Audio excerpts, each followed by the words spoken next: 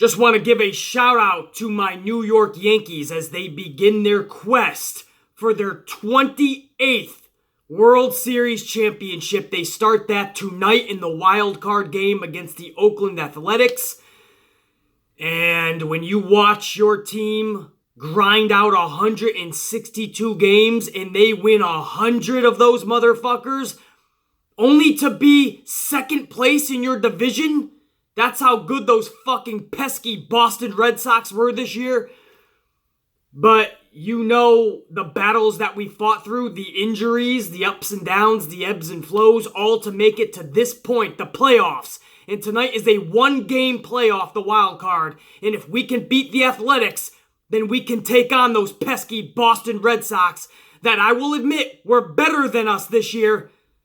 But it's a whole new season in the playoffs. If we can get by, that's right, I said we. When you're a fanatic like me, I was stringing along every step of the way, every at-bat, every pitch. The Amplified Man was right there with them.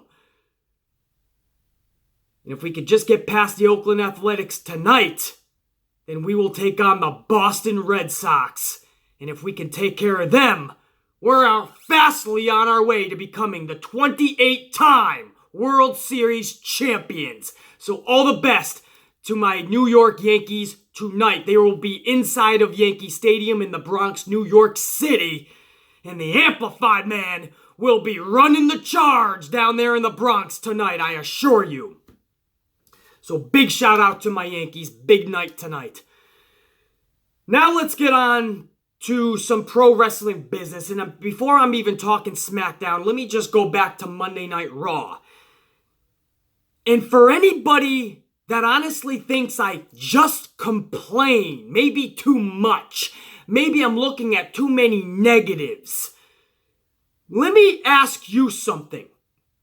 Are you truly entertained and satisfied by what WWE gives you, at least for Monday Night Raw?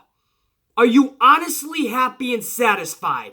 Because if you're answering yes to both, what the fuck are you doing on this channel? Because this is not a channel for you. Because I happen to be smart as fuck. This isn't about my opinion is better than yours if you like the product today. This is literally what I do on this channel is it's a review and reaction where I dissect every segment, moment for moment at times. And in the dissection process, there is way more negatives than positives. And I state them for you in factual format every single video. It's not just opinions, I am literally stating to you factual evidence of the negativity and bullshit that they are feeding us. And people think I just want to come on these videos and just be negative just because that's what I want to do. That's my shtick. That's my fucking comedy act to entertain the masses. Or could it be? Could it be that these shows actually fucking suck? And if you can look no further than their recent fucking rating, which was a 2.3, which is a new fucking historic low for this company. This isn't National Football League or baseball. Fucking basketball's coming back. Table tennis. Golf. Synchronized swimming. Badminton. Monopoly World Championships. The chess matches are back. Chess TV is playing checkers and chess. Nothing is taking away from their audience but lack of creativity, lack of storytelling, lack of good feuds, and no character build. A shit show is what's taking away from their own audience, is taking their own audience away from their show. That's it. You can't just blame football when their ratings have been declining since the fucking beginning of the fucking decade, especially. I say the last 15 years, but from 2010 especially on, this company has been sinking lower and lower by the week, it would seem. Of course, you have your fucking pickup times, right? WrestleMania season, a little bit before SummerSlam. But all the rest, it's a fucking steady decline, but never to the lows to which we're seeing now. Last week was a new fucking historic low until this past week. It keeps getting worse. So it makes you think, is the Amplified man just doing his shtick and being negative? Or does the show literally suck? Worse than it ever has before? That's my question to you. Answer that. If you are seriously satisfied and you're happy with what you're getting, the same fucking matches every week, the same shit, the same redundant promos, the same redundant run-ins, the same redundant commercial breaks, person or persons go to the fucking outside, one fucking singular competitor or a tag team, they go outside, the other tag team is in the ring, they're staring them down, we cut to commercial. Every fucking time you see that tag team go to the outside, you know they're setting up for a commercial. Everything down to the commercial breaks is redundant. If you're happy with it, golf clap. That's what we give WWE nowadays, right? Golf clap. I give you a golf clap and I say, go on, my son. Go on and do great things in this world with WWE. Love that shit. I ain't gonna play or hate. But this is probably not the channel for you because I am going to dissect every ounce of every show because it's what I do on this channel. It's called BC Amplified. How do you come across somebody called BC Amplified and you don't think I'm gonna get amplified on the fucking show? And if the show sucks and the majority of the review is me shitting on an already shit show, and then you come to me and you say, but BC, why is the majority of your review fucking negative? Why does it sound like you're not happy with it, BC? Why does it sound like you're complaining about it, BC? It's because I am. And a 2.3 rating last night, or for Monday Night Raw 2 nights ago, a 2.3, a new historic low. That shows you that it ain't just the Amplified man getting in front of this fucking camera, putting out this show to you, and telling you that the show sucks and I'm gonna fucking bitch, moan, complain, rant, and rave for the next half an hour or 45 minutes because it's my shtick. 2.3 rating. You could come up with any excuse you want in the world, but it's WWE failing to deliver a quality show that's going to captivate people and make them need to watch. Because that's what we used to do back in that Attitude Era. I assure you. Why do I complain? Why am I negative? Why does it sound like I don't like the fucking show that is being produced? Well, it looks like I'm not alone. People are falling off left and right. I made a comment just in I think it was my last video, about how attendance is down at every fucking house show. It ain't just house shows anymore, guys. People are sending me in pictures of them at SmackDown, at Raw. And those arenas are at least a quarter empty. So house shows are half empty, and television tapings are at least a quarter empty. And I told you, that's the reason that WWE is getting those big, huge television deals. That's where they're making all their money right now, is because networks and industry professionals, they got smart. They realized that with phones and all that shit, people are no longer really going out to the arenas as much. So they're staying home, or they're in their phones, or they're in their laptops. So with that theory, ratings will be going up. Those DVR fucking metrics will be going up. But no, they're fucking declining.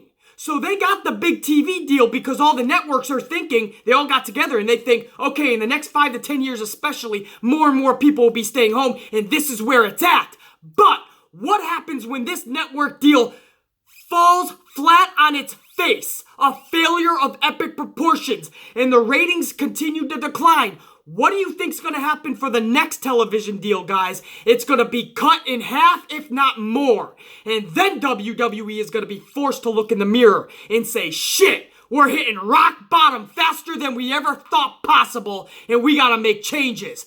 But it might be too late.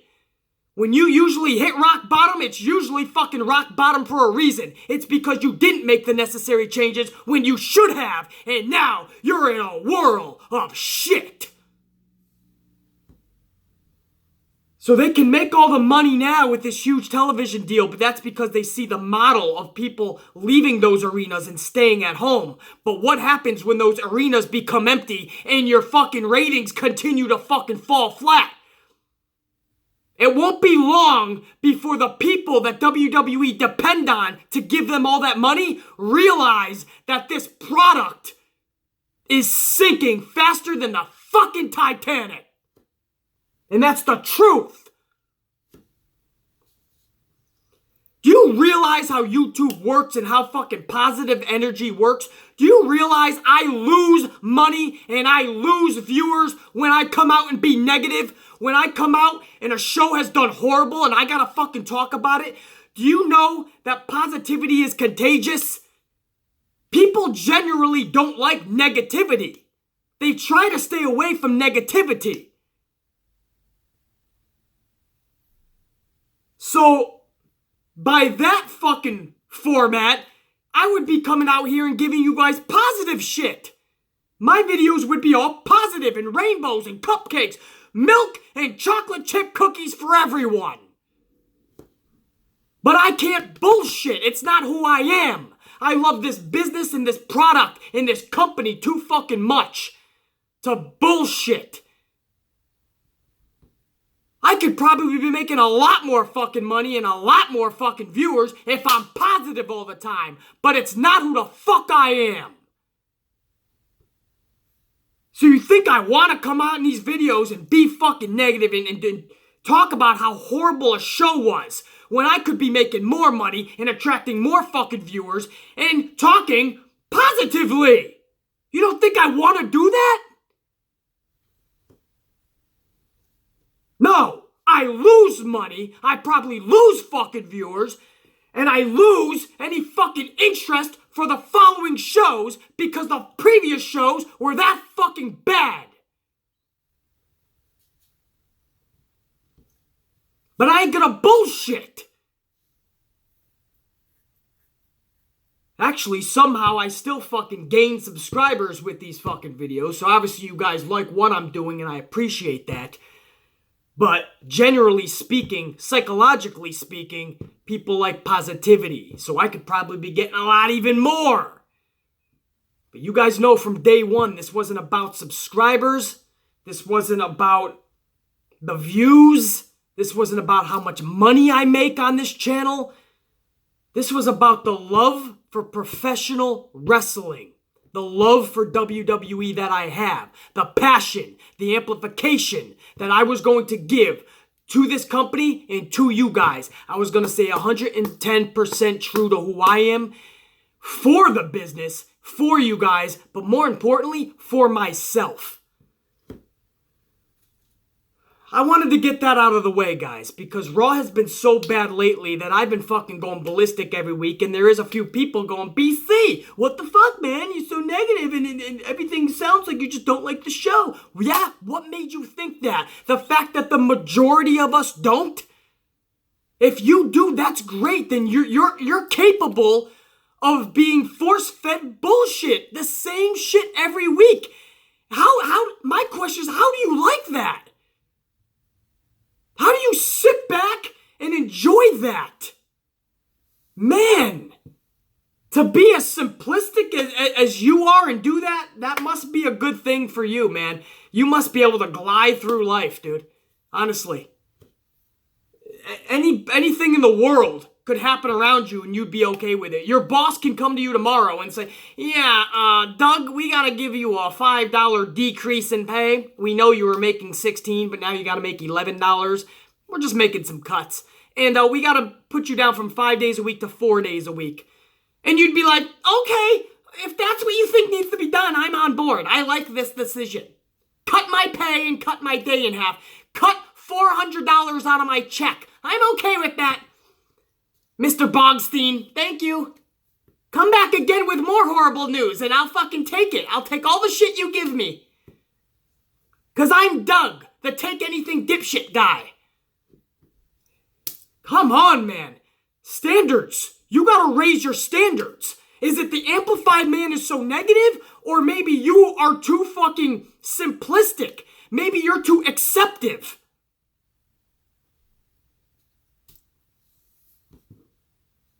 Because it sounds like you'll just fucking bend over for anything, man. Relax. Get your fucking standards going. Pump that shit up.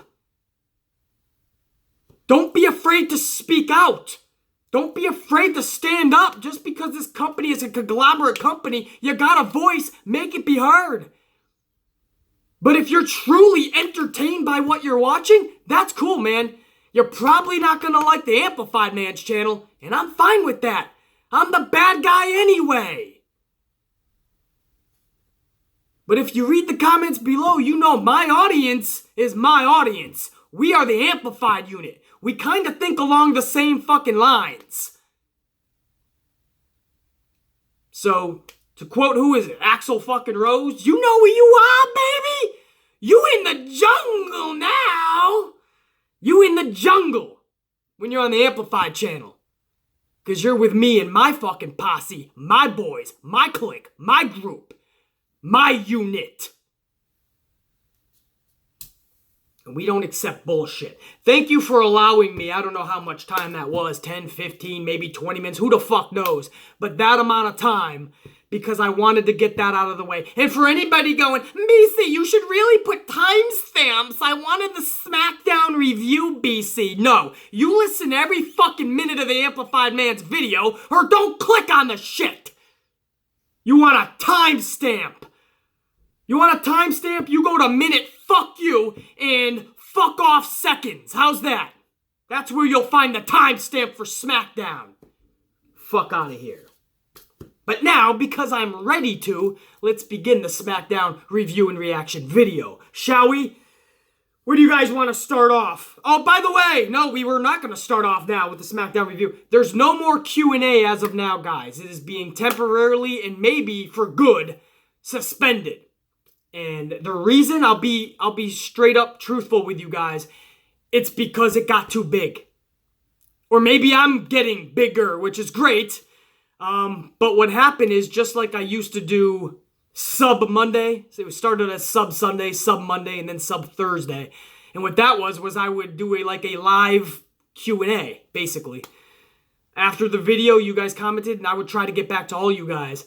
That kind of got out of hand because I started getting a little bigger.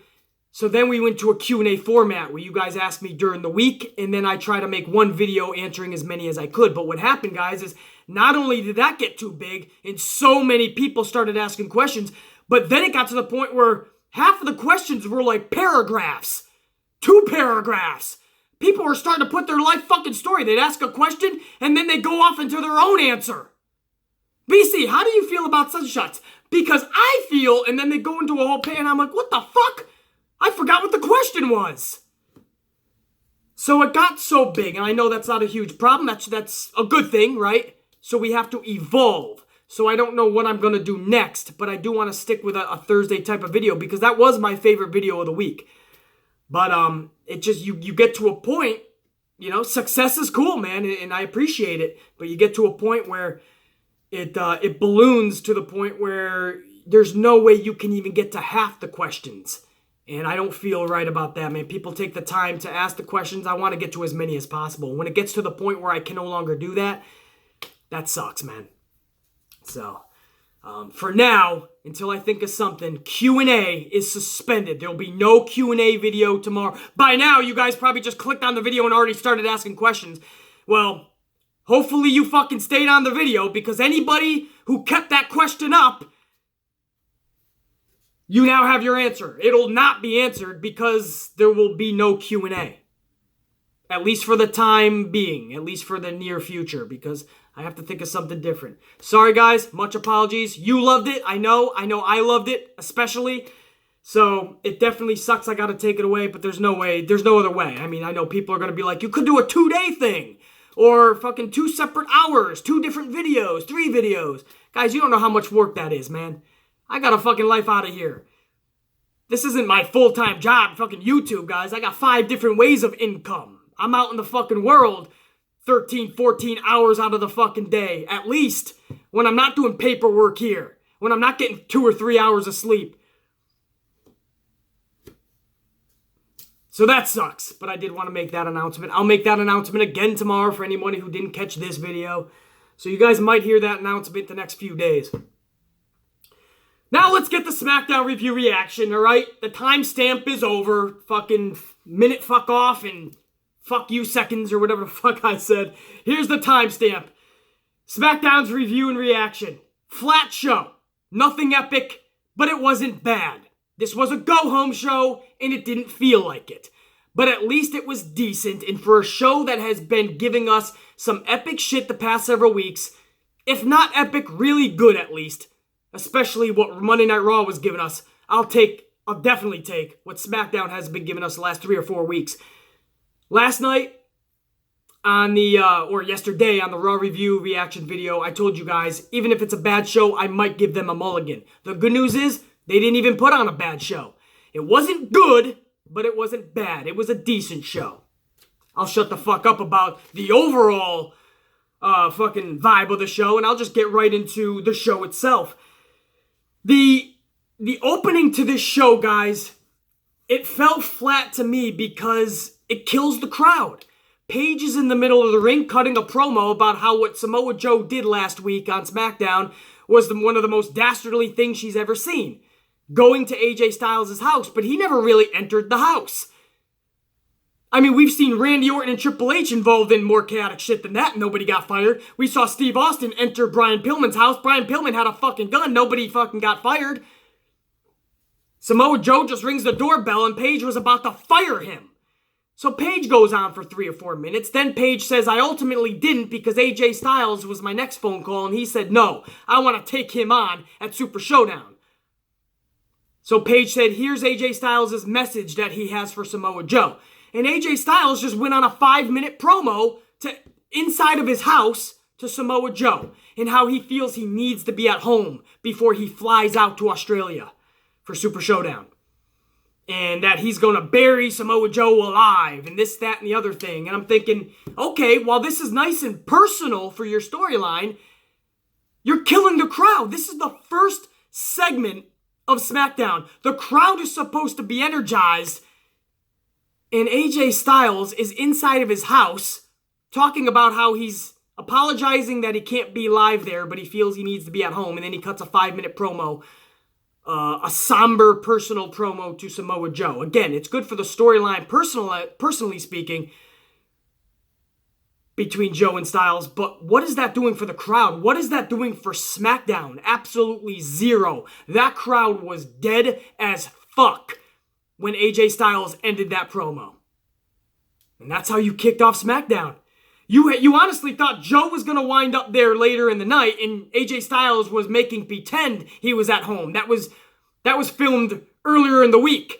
And Styles is going to jump Samoa Joe later in the night. That never happened. That was literally the entire Styles-Joe feud continuance before Australia. That was the go-home show before Super Showdown between Styles and Samoa Joe. Nothing. All that did was kill the crowd. I hated that shit. I really did. Whoever okayed that on the script, they should be fired.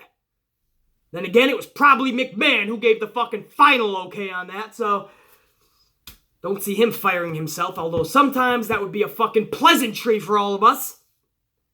But that's how it started. It was absolutely the most lackluster, draining segment I could have thought of to begin SmackDown. It's a draining segment even in the middle of SmackDown. But that's how you're going to hype your crowd up? Took the life right out of the crowd. Then you went into something that actually This doesn't always happen. Usually when you take the life out of the crowd, they're pretty much down and out for the next several segments. Carmella and R-Truth helped bring them back to life. Bring them back to life! Because that's what they did, man. Carmella and R-Truth are working flawless together. Literally fabulous together. They took on Zelina Vega and Andrade Cien Almas, and a lot of that crowd was on their feet during this match. This was an actually good match for a mixed tag match. Something about Zelina Vega brings out the best in her female competitors. And it's odd because as much as I am a fan of Zelina, I'm the first to admit she's not one of the most elite women superstars on the roster. She's not. But there's something in her and about her that brings out the best. Lana, when she was in there with Lana a couple weeks in a row, that was the best I've ever seen out of Lana. She was in there with Carmella last night. That is the best I've seen out of Carmella. And Carmella is a former women's champion. And I saw lackluster bullshit from Carmella her entire title reign. But when she was in there with Zelina last night, Carmella was kicking ass. That was the best she looked. You gotta give credit to Zelina Vega, man. Because this isn't just coincidence. I mean, this is Lana, and then it goes into now Carmella.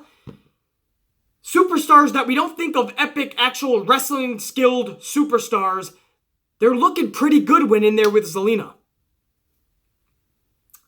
So Carmella, let me get right to the fucking... Well, before I get to the ending, let me just say, during this match, there was a dance break. I loved it. A fucking dance break, man. How epic is that? I love it. I don't know why. You're thinking, BC, a dance break is epic? Listen, when you sat through 3+ hours on Monday Night Raw, and then that opening segment of SmackDown, that dance break was wildly entertaining for some reason, man. R-Truth and Carmella just make me fucking smile. And like Shawn Michaels said, sometimes you just gotta find your smile, damn it. I love that dance break shit. I just love Carmella and R-Truth right now. I don't know how long I'm gonna love it. I mean, I loved the B-Team for 3 weeks, and then that felt fucking flat on its face and turned totally stale. I couldn't believe for 1 week I actually said they're my new favorite tag team. We saw where that went. So hopefully creative booking, R-Truth and Carmella, they can all come together and make sure that this doesn't get stale quickly, because I like what I'm seeing out of these two. And they actually picked up the win. The ending was a cool ending sequence where you had Zelina Vega do a roll-up, but it was right into the Code of Silence. So Carmella brings back the Code of Silence, and she did it in a way where she converted that roll-up. Honestly, guys, I definitely like this. I like where they're going with R-Truth and Carmella. But just seeing how that match ended, I mean, that roll-up, and it was countered into the Code of Silence, I don't know if I would end that match any differently. I really don't, because it was the right people in there, the women. It was Carmella and Zelina. If Andrade is the one taking the L, as much as I want to see R-Truth get some steam, get some momentum, get a push, I don't want to see it at the expense of Andrade. So at least they kept Andrade out of the ring when they did lose. You can look at it at the other side, though, and say, whether he lost or not, he was a part of that team, so Andrade eats another L.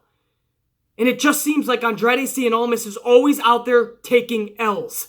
It doesn't look like Vince is putting a lot of stock in him, and that's a shame because Andrade Cien Almas, guys, is a badass motherfucking wrestler. And I actually mean wrestler. But the English isn't all that great, and I think Vince has already been eaten once by Asuka and eaten twice by Shinsuke. And what I mean by eaten twice by them is that when they get on the mic, they can't deliver what Vince needs them to. And I think Vince is finding it hard to push these guys who don't speak great English. So maybe that's why Andrade isn't getting a push. But it was cool to see R-Truth and Carmella out there doing good, getting the victory for Carmella, especially Carmella looking the best she has ever in the Amplified Man's eyes. I really did like that shit. Next up, we'll go New Day. New Day comes out with a baking lesson from Mr. Bootiesworth, I believe was the guy's name. They have a whole table set up, all the baking pans, all the pancake batter, the flour, you name it, it's all set up. The Bar obviously is going to interrupt to set up their story even further for this Saturday's Super Showdown match with the New Day. So the Bar comes out and the Bar ends up attacking the New Day. And we have the brawl is on. Now at this point it's 3-on-2, but the Bar actually gets the upper hand. I believe Cesaro, I think it was, maybe it was Sheamus, but one of them takes this whole thing of flour and just douses Kofi Kingston with it. So Kofi Kingston gets it in his eyes. Kofi's basically down and out. So now that evens it out. It's 2-on-2 at this point, and the Bar was able to get the upper hand. So at this point, all of New Day is flattened out. Now, Mr. Bootiesworth is what I'm going to call him. Hopefully I'm getting that correct. He's just this fucking scrawny little white butler chef guy. I have no idea any other way to describe him. Just fucking like, Heidi-ho-dum, I'm just here to make pancakes. That was kind of Mr. Bootiesworth. So, obviously, the Bar is gonna pick on him a little bit and bully him a little bit, and that's what they did. They literally took his Bootiesworth hat, they filled it with pancake batter, they put the hat back on Bootiesworth, and Bootiesworth just has this look like, yup, even as an adult, I'm getting picked on like I did in middle school. This is my life. But they weren't done. Sheamus wouldn't let him out of the ring, and fucking Cesaro grabs this huge fucking batter bowl of pancake batter and totally just douses his entire fucking body with it. So now Mr. Bootiesworth is really feeling like he's back in middle school getting picked on by all the bullies. So, I don't know. I guess there was a little bit of entertainment there. I don't know what that was supposed to do, man. I don't know if I'm any more excited to see New Day in the Bar. But, Mr. the facial expression of Mr. Bootiesworth, maybe that was worth it. Who knows? Ty Dillinger was a nutcase last night. He's calling out Randy Orton. I don't know. That's like Hornswoggle calling out Braun Strowman. There's some things in life you just don't do.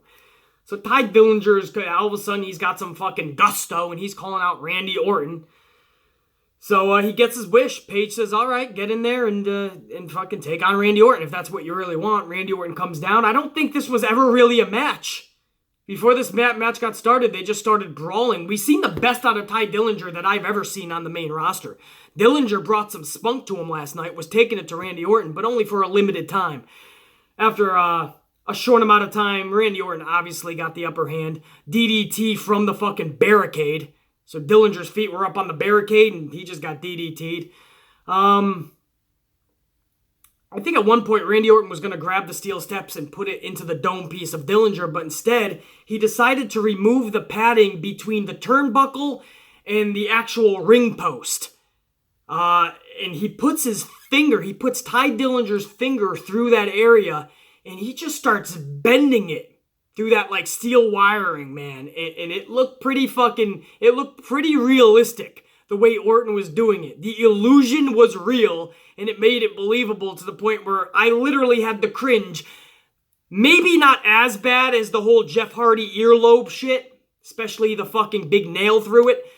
But I still cringe and I almost had to look away, man, because the illusion was pretty damn good. It was believable that he was actually snapping the finger of Ty Dillinger. So Randy Orton finds another contraption, and we're on from there. He's like, who's that, the horror movie, Saw? He's always coming up with these contraptions, and they're working. He eliminated Jeff Hardy, and it looks like fucking Ty Dillinger was, in fact, his next victim. If it wasn't supposed to be, it is now, because Dillinger just got his finger snapped. So unless they're going to shelf Ty Dillinger for the next several weeks or months, put him right on the shelf, unless they're going to do that, he's going to have to come back for revenge because this was never even a legitimate match. Do I want to see Ty Dillinger and Randy Orton in a match? Are we there yet? Has this been enough to make me give a fuck about a match? No. But if they keep doing epic shit like this for the next few weeks, maybe at Crown Jewel, I'll give a fuck about Ty Dillinger and Randy Orton. I think it's pretty cool what they're doing already. So that wasn't too bad at all. Different for sure. One night in Milwaukee. One night in Milwaukee. Let's go over that. This was Rusev and Lana in the middle of the ring. Aiden English comes out, starts talking about all the history that Milwaukee has. Lana gets on the mic and says, "You're just stalling, Aiden, because you have nothing. So you're talking about Milwaukee, you're shooting the shit like you ain't got no evidence because you don't." And Aiden English is like, "Relax. I'm just setting the tone." And he tells Rusev, he goes, "If I'm lying, take a look at this." And there literally is a video of Aiden English in his hotel room, supposedly in Milwaukee, and he's getting his voice ready. He's starting to come up with his song, his rap, about what he's going to say when he goes to the ring with Rusev later that night. And there's a knock on the door. He answers the door, and Lana comes in. And Lana says, "Aiden, I got to tell you something." And it sounds pretty serious. The look on it in her eyes is pretty serious. And she gets closer and she looks deep in his eyes and she says, "Aiden, I want you." And the video stops. And Aiden English looks over and says, "I wish I could give you even more. But right now I'm cutting a deal with TMZ. And I wouldn't want to cheat on them." Like Lana is supposedly cheating on Rusev. So I thought that was brilliant. Lana's got this look on her eyes like, "Rusev, it's not what it looks like. It's not." And Rusev just hightails it right toward, fast tracks it right toward Aiden. Aiden bolts. Aiden is hightailing it out of there. Rusev is giving chase. Lana's in the middle of the ring. The whole crowd's like, "Ooh," fucking cheating chants. There's all this fucking heckling. But Lana's just like, looks bummed. Lana looks like a woman who just got caught. But backstage, Lana is swearing to Rusev there's more to the story. And Rusev is like, "We're not going to do this right now." And Rusev fucking gives chase again to Aiden English. So we don't have final conclusion. We don't have conclusion on the rest of that video. We don't have Rusev getting his hands on Aiden yet. So I like the way that this feud, this story, is continuing. I really do. This is some good shit. Whether we see more of that video or not remains to be seen. But maybe Lana is able to get the rest of the video and it shows that Lana was not in there to court Aiden. Maybe Aiden's telling the truth.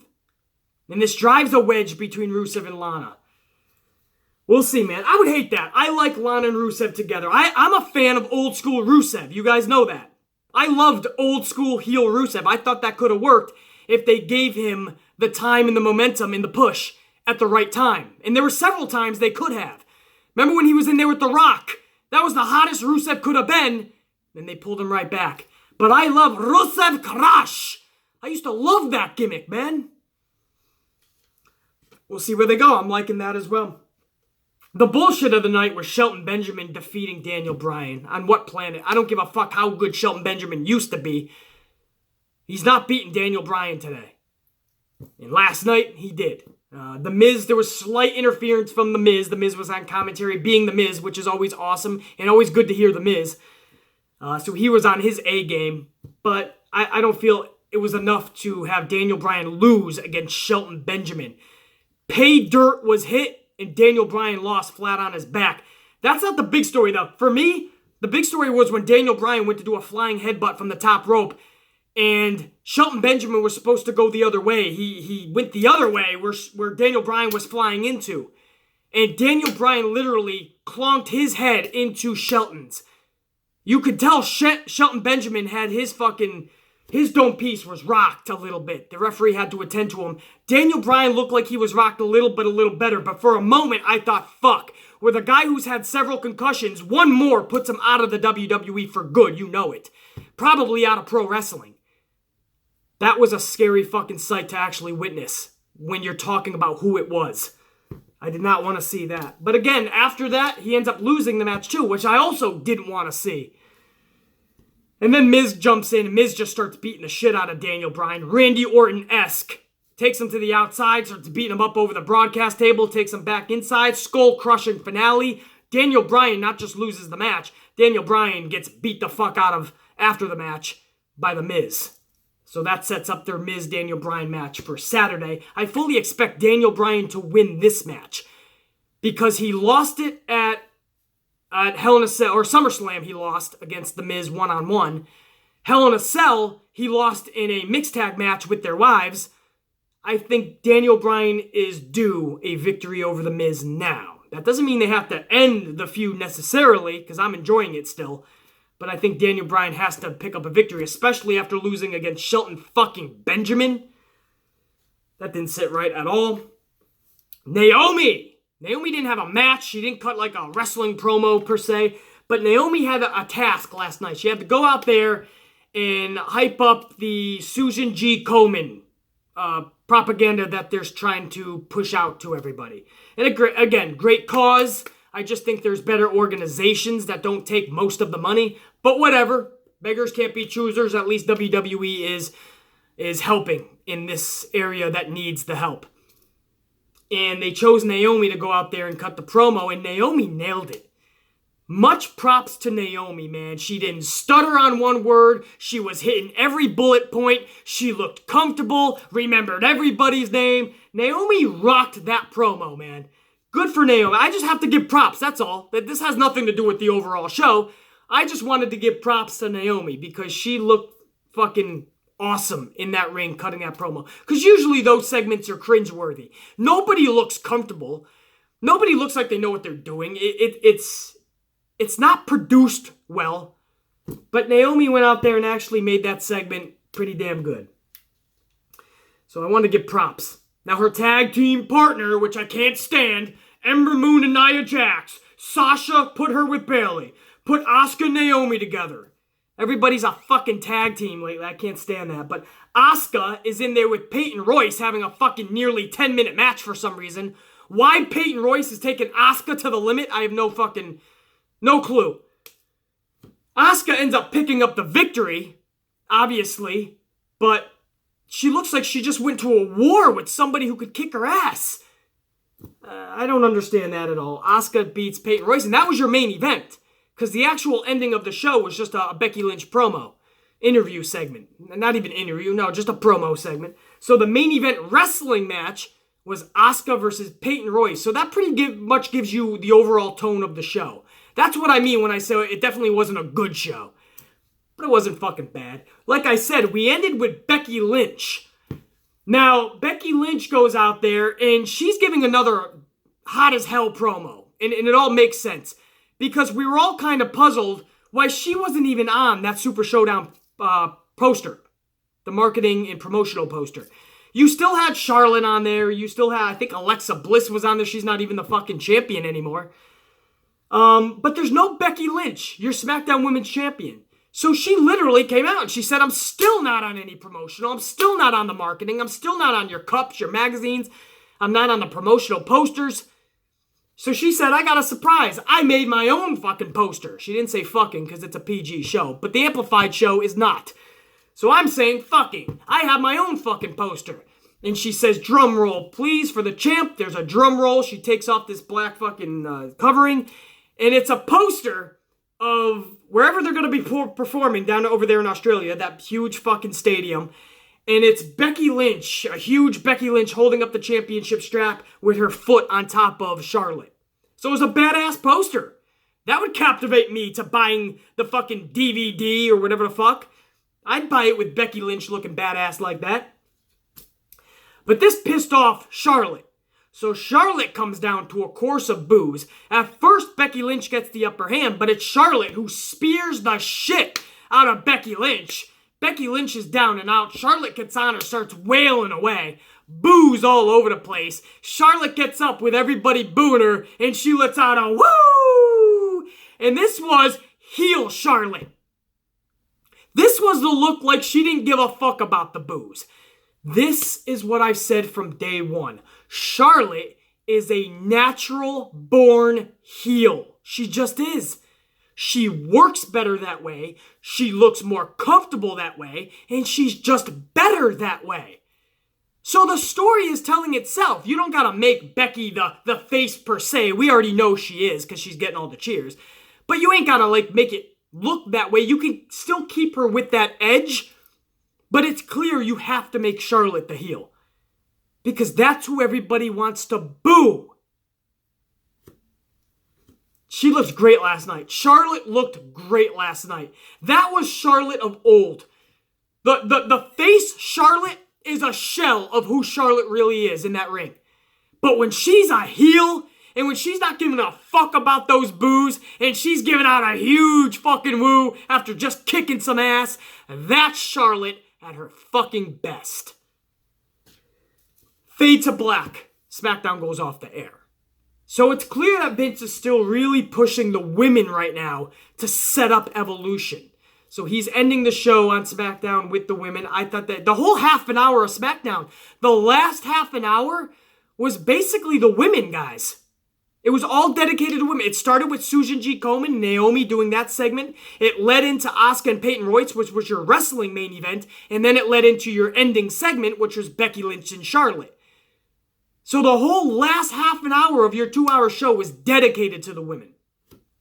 So pretty cool. And then again, earlier, the first match of the night was Zelina Vega and Carmella in there, with, of course, R-Truth and Andrade Cien Almas. So, again, decent show. Not epic. Not even going to say it was good. But it was not bad.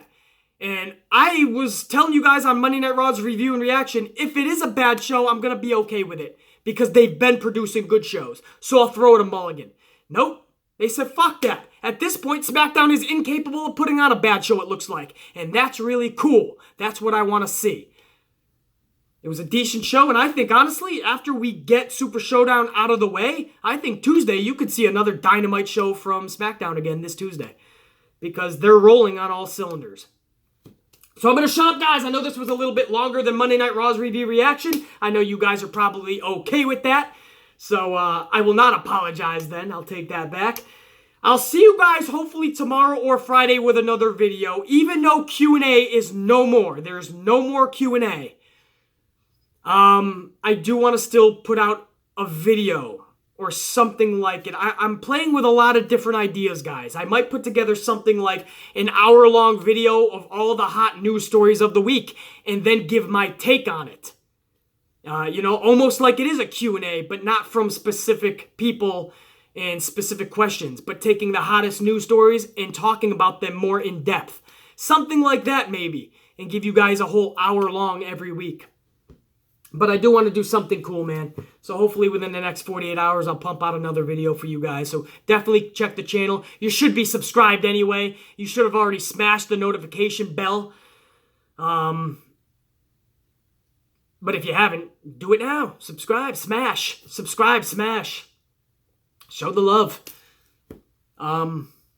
Yeah, I have so much to do today, and for some reason I'm stalling. I'm making this video just go longer and longer just because there's so much to do. I don't know if I want to... I just want to kind of like just keep talking wrestling, But I do have to go in adult, unfortunately.